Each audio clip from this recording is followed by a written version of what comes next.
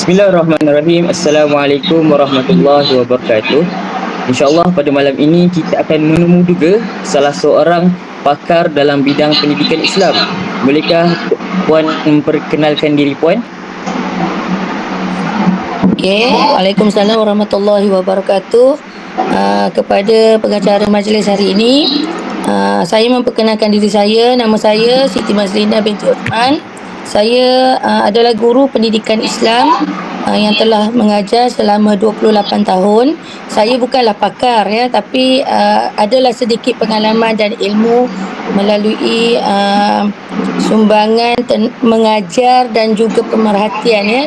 Daripada itu apa yang saya mampu kongsi, saya kongsilah ya. Yang saya rasa orang lain ada yang lebih baik lagi lah, tapi saya akan cuba bantulah mana yang saya mampu. Okey, itu aja. Baik. Sebelum itu kami memperkenalkan anggota kami. Nama saya Muhammad Fakhr Razi bin Muhammad Fadli. Nama saya Luqmanul Hakim bin Khairul Mizan. Dan saya Nurfil Zahani binti Zafri.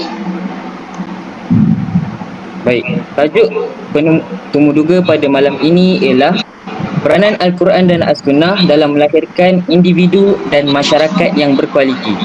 Jadi saya serahkan Luqmanul Hakim untuk mengajukan soalan pertama. Okey. Alhamdulillahirrabbilalamin. Wassalatu wassalamu ala asyrafil anbiya wal mursalin wa ala alihi washabihi ajma'in. Okey, sebelum kita masuk kepada soalan, saya akan berkata sedikitlah untuk peranan tentang peranan Al-Quran dan As-Sunnah ini. Saya akan berikan beberapa definisi seperti yang kita sedia maklum. Al-Quran dan As-Sunnah ini telah pun menjadi sumber panduan untuk umat Islam. Ini menurut hadis Rasulullah sallallahu alaihi wasallam, taraktu fikum amrayni lan tadilu man tamassaktum bihima, kitabullah wa sunnatu nabi. Maksudnya aku tinggalkan kepada kamu dua perkara dan kamu tidak akan sesat selagi mana kamu berpegang dengannya, iaitu kitab Allah Al-Quran dan sunnah nabinya, sunnah Nabi sallallahu alaihi wasallam. Hadis riwayat Imam Malik. Jadi seperti yang hadis yang telah saya bacakan sebentar tadi, jelaslah bahawa hadis tersebut menunjukkan bahawa umat Islam sumber utamanya adalah Al-Quran dan As-Sunnah itu sendiri. Okey, antara soalannya ialah bagaimanakah Al-Quran dan As-Sunnah berperanan dalam membentuk akhlak dan peribadi individu yang berkualiti.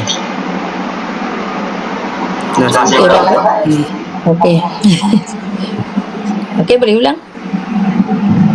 Okey, soalan pertama, bagaimanakah Al-Quran dan As-Sunnah berperanan dalam membentuk akhlak dan peribadi individu yang berkualiti? Okey, baik. Bismillahirrahmanirrahim. Sebelum kita teruskan, saya nak kita nak fahamlah apa maksud akhlak itu sendiri ya. Akhlak adalah sikap, dan sikap seseorang itu boleh dipengaruhi adalah melalui pemerhatian dan tingkah laku daripada peribadi seseorang yang berada di sekelilingnya. Okey, dan akhlak ini pula terbahagi kepada dua, iaitu akhlak yang baik yang biasa kita dengar sebagai akhlak yang positif, dan yang keduanya akhlak yang buruk ataupun akhlak yang negatif. Dua-dua karakter ini adalah pribadi yang sangat-sangat berbeza. Okey, dan ianya akan memberi kesan secara langsung kepada masyarakat, di mana jika akhlak seseorang itu baik, maka akan elok dan aman bahagialah sesuatu masyarakat ataupun komuniti itu. Tetapi jika akhlak yang lahir daripada seseorang individu itu tidak baik, maka komuniti atau masyarakat itu akan hidup dalam suasana huru-hara, porak-poranda, kacau bilau, dan ia tidak akan membantu langsung tamadun bangsa ya, malah akan meruntuhkan sesuatu bangsa itu sendiri. Baik. Seterusnya, sejarah membuktikan bahawa sesebuah masyarakat yang inginkan kejayaan adalah bermula daripada sistem nilai yang kukuh yang dipengaruhi daripada sumber yang benar. Okey, sumber yang benar tentunya jelas dan tepat adalah daripada Al-Quran dan Al-Sunnah yang dijelaskan secara konseptual, maknanya daripada segi konsep dan juga penghayatan, makna dari segi amalan, ya. Baik, dalam satu hadis, ya, riwayat Al-Bukhari menyatakan bahawa sesungguhnya aku diutuskan untuk melengkapkan akhlak yang mulia daripada junjungan Nabi kita Muhammad sallallahu alaihi wasallam. Jadi rumusan yang boleh dibuat berdasarkan jawapan yang diberikan oleh Puan Siti Mazlina tadi ialah bahawa Al-Quran ni mempunyai banyak isi-isi yang membincangkan tentang akhlak dan Ya, betul. untuk menjadikan satu masyarakat itu baik dan mempunyai akhlak yang terpuji. Ya, betul. Seperti mana ada para sahabat bertanya kepada Aisyah, ya, bagaimana akhlak Nabi Muhammad, maka Aisyah menjawab, akhlak Nabi Muhammad ialah Al-Quran. Ya, daripada kesimpulan itu kita dapat lihat bahawa untuk melihat peribadi yang baik seseorang adalah bagaimana dia menghayati Al-Quran itu, maka akan terbentuklah peribadi yang baik. Oh. Okay, terima kasih Puan Siti Mazlina. Okey. Kita beralih kepada soalan yang kedua yang akan ditanyakan oleh saudari Fizahani, betul tak? Okey, baik. Untuk soalan kedua, dalam ajaran Islam, akhlak memiliki kedudukan yang sangat tinggi dan Rasulullah pernah bersabda, sesungguhnya yang paling aku cintai di antara kalian dan yang paling dekat tempat duduknya denganku pada hari kiamat nanti adalah mereka yang paling bagus akhlaknya di antara kalian. Riwayat Tirmizi. Jadi selain Rasulullah, sahabat-sahabat juga adalah contoh teladan yang baik yang boleh kita ikuti dalam pelbagai aspek kehidupan. Soalannya, apakah contoh akhlak yang baik para sahabat yang diceritakan dalam Al-Quran ataupun As-Sunnah yang dapat dijadikan contoh oleh masyarakat Muslim pada masa kini? Okey, baik. Terima kasih kepada saudari Fiza. Okey, untuk soalan yang kedua, kita kena tahu siapakah di kalangan yang dinamakan sebagai sahabat. Okey, para sahabat adalah insan ataupun generasi yang paling utama dan paling baik kerana mereka dapat tahu dan belajar secara langsung daripada Nabi Muhammad sallallahu alaihi wasallam. Mereka bukan sahaja mendengar isi-isi Al-Quran dan hadis berkaitan dengan tingkah laku ataupun amalan akhlak mulia. Malah mereka melihat sendiri amalan dan perbuatan Nabi SAW secara langsung dan seterusnya menjadi contoh sepanjang zaman. Okey, contoh hasil didikan akhlak mulia daripada Nabi SAW ialah yang dapat kita belajar daripada 4 orang khalifah utama, iaitu Sayyidina Abu Bakar, Umar, Osman dan Ali. Antara contoh bimbingan Nabi terhadap para sahabat ialah mencegah melakukan kemaksiatan dan perbuatan-perbuatan mungkar seperti minum arak, berjudi, bunuh anak perempuan, bergaduh, berzina, mencuri dan lain-lain lagi. Dan Nabi Muhammad adalah sebaik-baik role model yang mengamalkan prinsip walk to talk, maknanya Nabi cakap dan Nabi buat. Ya, daripada situ para sahabat belajar dan mereka amalkan, dan kalau salah Nabi terus bimbing. Okey, baik. Jawapan untuk soalan yang kedua. Okey, jadi penjelasan yang sangat baik daripada Puan. Jadi kita boleh tengoklah, selain Rasulullah, kita boleh menjadikan sahabat sebagai contoh sebab sahabat pun menjadikan Rasulullah secara direct untuk dijadikan rujukan. Jadi kita bolehlah mengikut sahabat dalam perkara-perkara kebaikan. Jadi saya serahkan kepada Razi untuk soalan yang terusnya. Baik, untuk soalan yang ketiga, bagi Puan, dalam masyarakat moden masa kini yang kaya dengan teknologi-teknologi, bagi puan apakah cabaran utama dalam aplikasikan nilai-nilai Al-Quran dan As-Sunnah dalam konteks masyarakat moden pada hari ini? Okey, baik. Terima kasih Muhammad Fakhur Razi atas soalan yang ketiga itu tadi. Okey, baik. Sudah tentulah semakin hari semakin mencabar untuk setiap Muslim untuk mengaplikasikan ajaran Islam dalam kehidupan seharian. Baik, Islam tertegak dengan paksi yang syumul dalam semua konteks. Seperti mana ayat terakhir yang diturunkan kepada Nabi Muhammad SAW dalam surah Ali Imran ayat yang ke-19 yang bermaksud, pada hari ini telah kusempurnakan untuk kamu agamamu dan telah kucukupkan nikmatku dan telah kuredai Islam sebagai agamamu. Namun adanya doktrin-doktrin yang salah, banyak doktrin yang salah dalam akidah yang mempersoalkan isu-isu yang jelas dalam Al-Quran dan As-Sunnah, terutamanya daripada golongan-golongan yang berfahaman liberal, yang memandai-mandai, yang menukar-nukar dalil ataupun ajaran agama Islam itu sendiri. Ini bukan sahaja salah, malah menimbulkan kekeliruan dan merosakkan umat agama Islam itu sendiri. Okay. Baik, itu untuk soalan nombor 3. Baik, daripada penjelasan puan, jelaslah berlakunya penyebaran ajaran-ajaran sesat seperti yang kita boleh ambil contoh daripada ajaran sesat GISH. Pada pandangan puan, mengapa bagi puan ramai orang ingin mengikut ajaran-ajaran yang kadang-kadang bukan di luar kotak seperti Al-Arqam, bagi pandangan puan sendirilah? Pada saya, mungkinlah pada pandangan saya, ajaran ini mereka nampak secara lahir dengan mata lima, dengan mata mereka, dia orang nampak perbuatan tu dan mereka lihat macam okey, macam molek untuk diikuti, sedangkan Nabi Muhammad mereka rasa mereka tak nampak contoh itu tak dapat dizahirkan secara nyata, sedangkan ajaran-ajaran sesat ni mereka boleh lihat dengan nyata, nampak macam elok. Jadi mereka dipengaruhi dengan macam saya cakap tadi, doktrin-doktrin yang salah. Jadi mudah bagi mereka mengikutnya, dipengaruhi pula dengan ajakan daripada masyarakat yang sama pengaruhnya dengan mereka. Okey.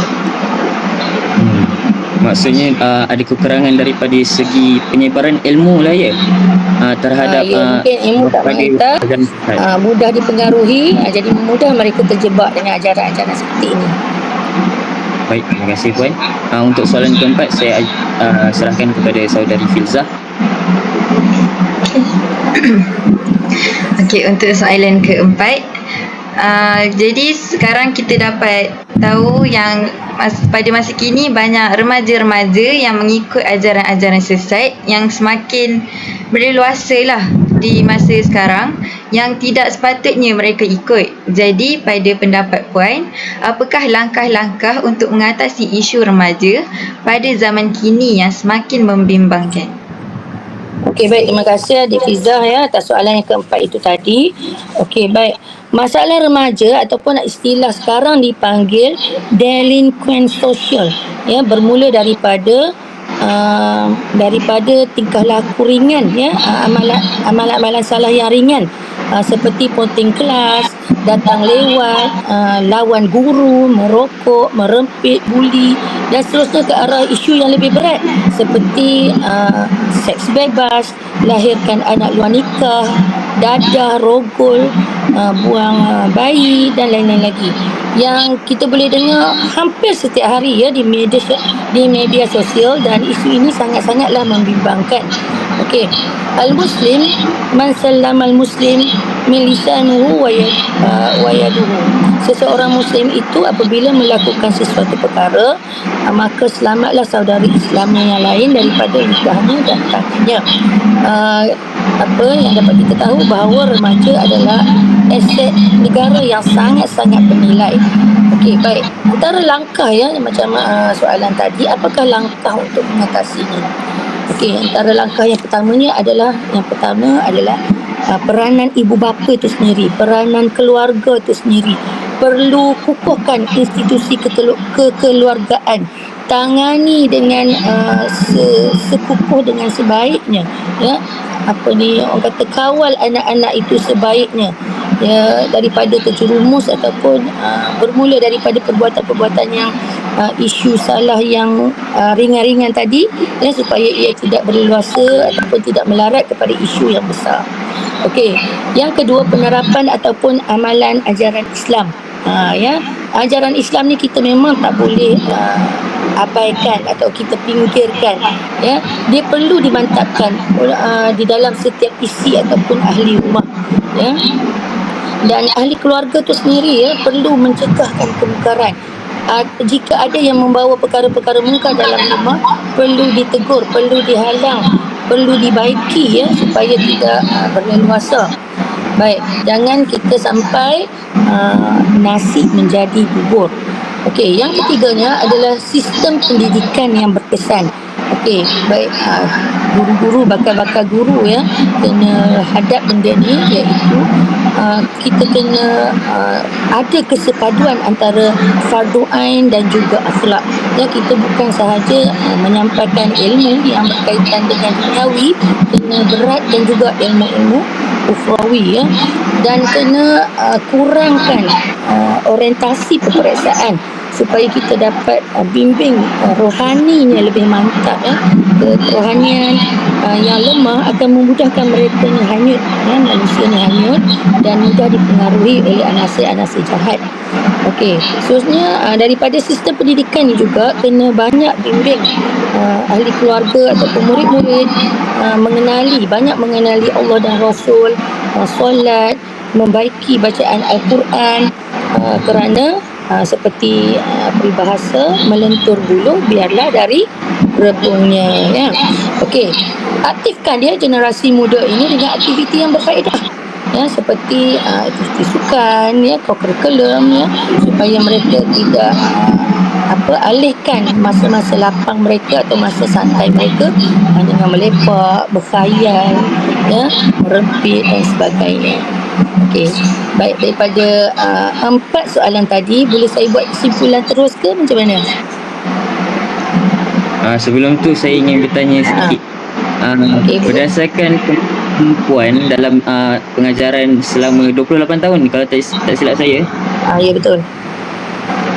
pernahkah Puan menjumpai golongan-golongan pelajar yang kadang tidak tahu sendiri tentang Al-Quran dan Sunnah kerana tiada penjelasan daripada ibu bapa mereka?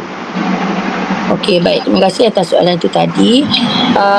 Ada sebahagian pelajar yang dihantar oleh ibu bapa, ya, untuk belajar agama betul-betul daripada pihak guru atau sekolah.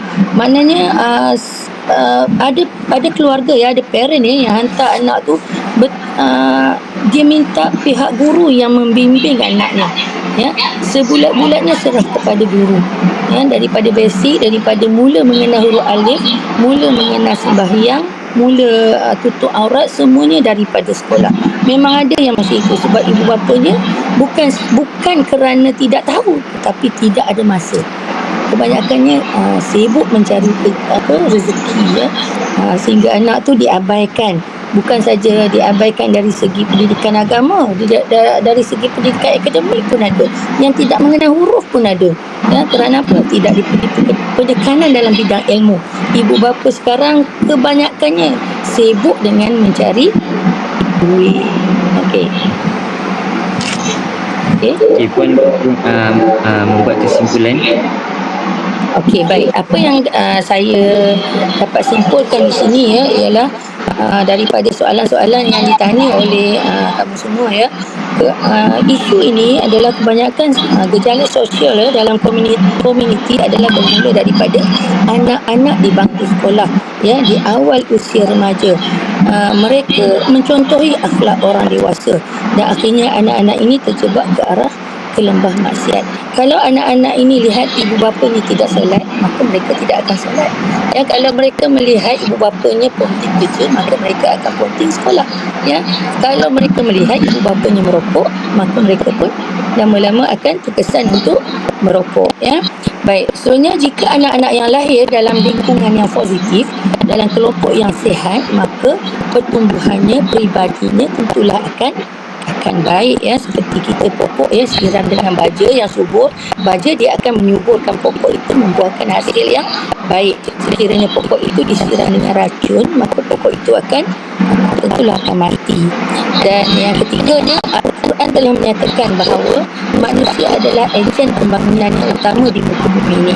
Pembangunan semua manusia adalah fokus utama dalam pembangunan daripada Al-Quran. Syakhs yang mantap sahaja yang mampu menjamin pembangunan fizikal yang mantap. Okey, itu adalah sebahagian daripada kesimpulan yang bisa saya sampaikan. Baik, atas soalan-soalan, atas jawapan-jawapan yang diberikan sangat jelas dan bagus, ya.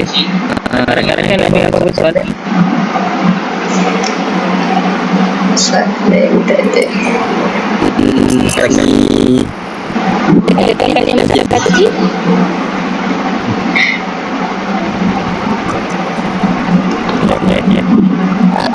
Kalau tak baik maaf, ya, yang banyak-banyaknya yang saya mahu lah. Akhir sekali saya akan menutup tirai-tirai saingan kita malam ini dengan tuan-tuan. Terima kasih puan dan dengan tasbih surah An-Nas.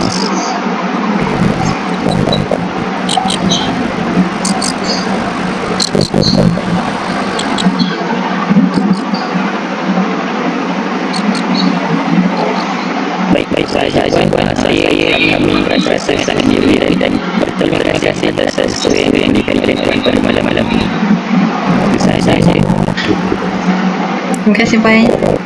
terima kasih banyak atas kerjasama yang memberikan sepanjang daripada dan wali-wali. Sama-sama, semoga terus berjaya, ya, anak-anak. Okey, terima kasih. Assalamualaikum.